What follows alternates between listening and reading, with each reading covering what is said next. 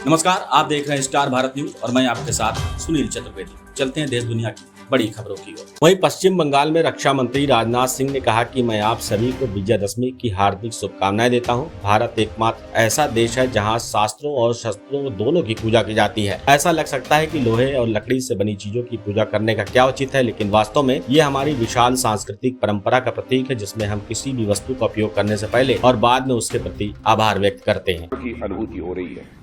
मैं आप सभी को विजयादशमी के पावन पर्व की हार्दिक बधाई देता हूं और आपके परिवारजनों को भी मैं अपनी हार्दिक शुभकामनाएं देता हूं। साथियों, भारत संभवतः इकलौता देश है जहां शास्त्रों और शस्त्रों की एक साथ पूजा होती है, यानी शास्त्र और शस्त्र को समान आदर के भाव से भारत में देखा जाता है। आम तौर पर तो देखने में किसी को यह लग सकता है कि लोहे लकड़ी की बनी चीजों की पूजा अर्चना का क्या औचित्य है, निर्जीव वस्तुओं को इतना सम्मान देने का क्या औचित्य है, पर वास्तव में यह हमारी उस विशाल और महान सांस्कृतिक परंपरा का प्रतीक है जिसमें हम किसी भी वस्तु का उपयोग करने के पहले और बाद में उसके प्रति कृतज्ञता ज्ञापित करते हैं। साथियों, केवल अस्त्र शस्त्र ही नहीं बल्कि प्रत्येक वह वस्तु जो हमारे जीवन को सुगम बनाती है, हमारी परंपरा में उसकी पूजा अर्चना की जाती है। आप लोगों ने देखा होगा कि देश के अलग अलग हिस्से में अलग अलग प्रोफेशन के लोग किसी न किसी दिन अपने प्रोफेशन से संबंधित यंत्रों की और वस्तुओं की पूजा करते हैं।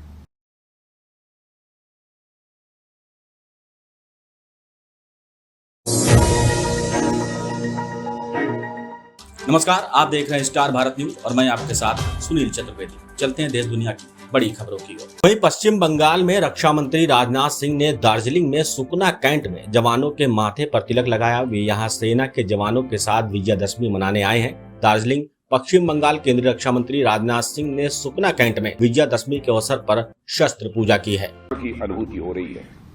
मैं आप सभी को विजयदशमी के पावन पर्व की हार्दिक बधाई देता हूं और आपके परिवारजनों को भी मैं अपनी हार्दिक शुभकामनाएं देता हूं। साथियों, भारत संभवतः इकलौता देश है जहां शास्त्रों और शस्त्रों की एक साथ पूजा होती है, यानी शास्त्र और शस्त्र को समान आदर के भाव से भारत में देखा जाता है।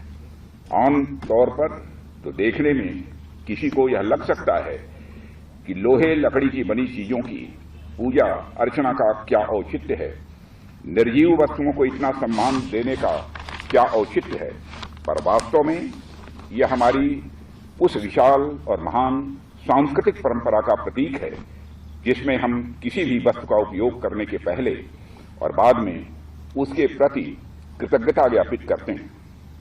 साथियों, केवल अस्त्र शस्त्र ही नहीं बल्कि प्रत्येक वह वस्तु जो हमारे जीवन को सुगम बनाती है, हमारी परंपरा में उसकी पूजा अर्चना की जाती है।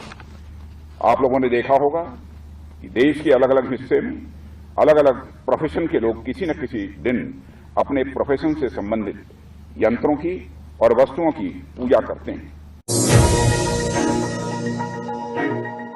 नमस्कार, आप देख रहे हैं स्टार भारत न्यूज और मैं आपके साथ सुनील चतुर्वेदी। चलते हैं देश दुनिया की बड़ी खबरों की ओर। श्री गोरक्षनाथ मंदिर में शारदीय नवरात्र के पावन अवसर में चल रहा आदिशक्ति जगतजननी मां भगवती दुर्गा की उपासना का अनुष्ठान महानवमी तिथि पर शुक्रवार सायंकाल विधि विधान से पूर्ण हुआ। इस अवसर पर गोरक्ष पीठाधीश्वर एवं मुख्यमंत्री योगी आदित्यनाथ ने मंदिर के शक्तिपीठ में मां जगतजननी के नवे स्वरूप मां सिद्धिदात्री की आराधना कर लोक कल्याण की प्रार्थना की। सनातनी मान्यताओं के अनुसार मां सिद्धिदात्री अपने भक्तों के सभी मनोरथ को पूरा करती है। शास्त्रों में उन्हें सिद्धि और मोक्ष की देवी माना जाता है। माता सिद्धिदात्री के भक्त के मन में कोई ऐसी कामना शेष नहीं रहती जिसे वो पूरा करना चाहे, अर्थात माता उनकी सभी मनोकामनाएं पूरी कर देती हैं। गोरक्ष पीठाधीश्वर योगी आदित्यनाथ ने विधि विधान से माता का पूजन करने के बाद आरती उतारी। क्षमा प्रार्थना के बाद प्रसाद वितरण के साथ उपासना पूरी हुई। इस अवसर पर गोरखनाथ मंदिर के प्रधान पुजारी योगी कमलनाथ जी, महापौर doctor Mangalesh Shrivastava, MLC doctor Dharmendra Singh, पूर्व विधायक राघवेंद्र प्रताप सिंह, राकेश सिंह बघेल, ब्लॉक प्रमुख विशाल सिंह, अरुणेश शाही सहित कई भक्तगण आरती में उपस्थित रहे।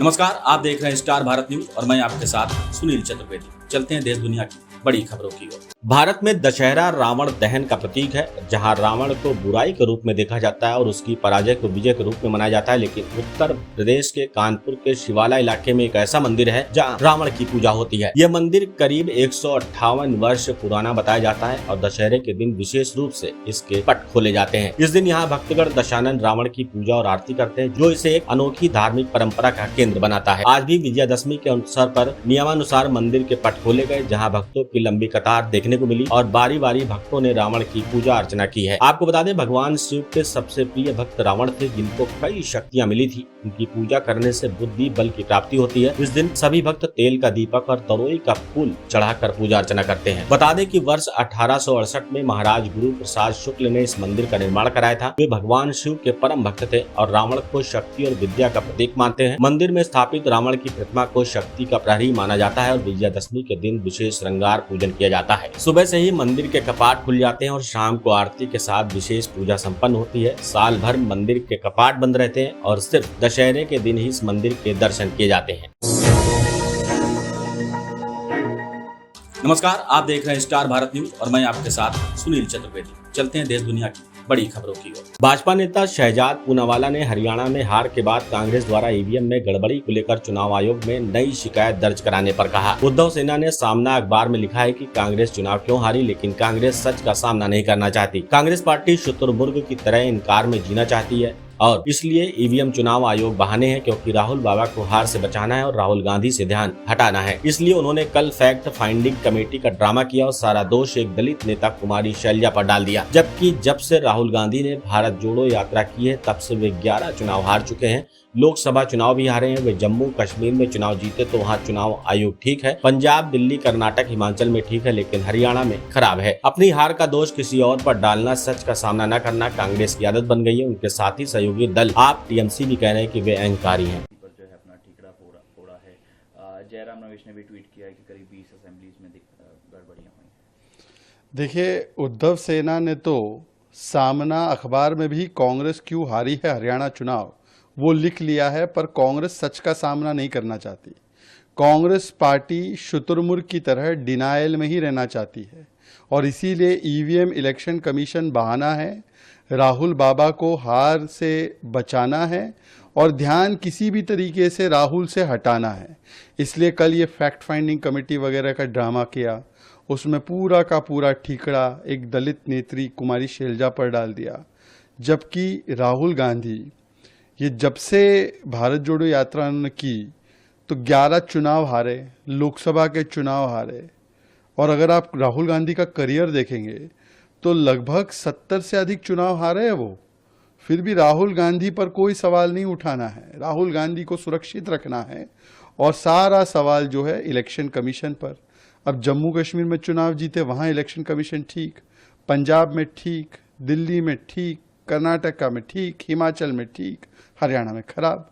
तो मुझे लगता है कि अपनी हार का ठीकरा किसी और के माथे पर डाल देना और सच का सामना न कर पाना, ये कांग्रेस की प्रवृत्ति बन चुकी है। अब तो उनके साथी सहयोगी दल आम आदमी पार्टी, तृणमूल कांग्रेस ये भी कह रहे कि आप अहंकारी हो, आपको समझ में नहीं आता, आप अकेले लड़ने की हैसियत नहीं रख सकते, आप परजीवी टाइप के बन चुके। यही उनके कहने का मतलब है कि आप अकेले तो लड़ नहीं पाओगे।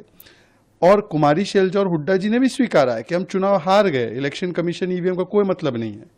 पर फिर भी कांग्रेस पार्टी केवल 2-3 लोगों को बचाने के लिए, राहुल गांधी, केसी वेणुगोपाल, जिन पर कई सारे सवाल उठे, उसको बचाने के लिए ये सब ड्रामा कर रही है। और ये दिखाता है कि एक व्यक्ति के विरोध में उतरते उतरते कांग्रेस पार्टी किस प्रकार से देश की लोकतांत्रिक संस्थाओं पर भी सवाल उठाती है, परिवार तंत्र को लोकतंत्र के ऊपर रखती है।